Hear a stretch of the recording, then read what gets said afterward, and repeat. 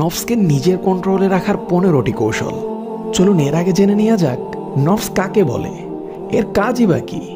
নফস দুই প্রকার, নফসে আম্মারা, নফসে লাওয়ামা।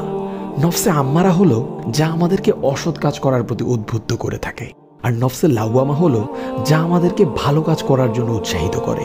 আর সাধারণত আমরা নফস বলতে নফসে আম্মারাকেই বুঝাই, যার কাছে আমরা বিজয়ের তুলনায় পরাজয় বরণে বেশি করে থাকি। তাই আপনাদের আজ এমন কিছু টিপ শিখিয়ে দিব যেগুলো ফলো করার মাধ্যমে খুব সহজেই আপনারা নফসের উপর বিজয় লাভ করতে পারবেন। 1 নাম্বার, ফজরের পরে না ঘুমানোর অভ্যাস করুন। প্রয়োজনে কাইলুলা তথা দুপুরে সামান্য ঘুমিয়ে নিন। 2 নাম্বার, পুরো দিনে বেশি থেকে বেশি 3 বার খাবার অভ্যাস করুন এবং ফাস্ট ফুড খাবার পরিহার করুন। 3 নাম্বার, প্রতিবেলা খাবার খাওয়ার সময় যতটুকু খাবার যথেষ্ট মনে হয় এর চেয়ে একটু কম খাবেন। 4 নাম্বার, অপ্রয়োজনীয় কথা বলা থেকে বিরত থাকুন। 5 নাম্বার, সকাল সন্ধ্যার জিকির আজকারগুলো পাঠ করুন। 6 নাম্বার, ইশরাকে সলাত আদায় করার অভ্যাস করুন। 7 নাম্বার, প্রতিদিন নিয়ম করে কোরআন তেলাওয়াত করার অভ্যাস করুন। হতে পারে তা কয়েক আয়াত কিংবা 1 পারা, যে কোনো পরিমাণ।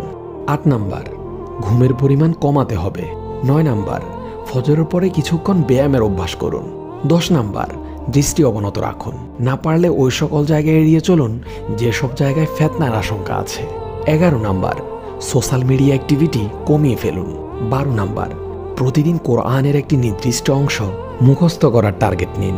13 নাম্বার, বিশেষ করে রাতের বেলা ভরপেটে খাবার খাওয়া পরিহার করুন। 14 নাম্বার, রাতে ঘুমানোর পূর্বে অজু করে 2 রাকাত নফল সালাত আদায় করে নিন এবং ঘুম না আসা পর্যন্ত আস্তাগফিরুল্লাহ আস্তাগফিরুল্লাহ পড়তে থাকুন।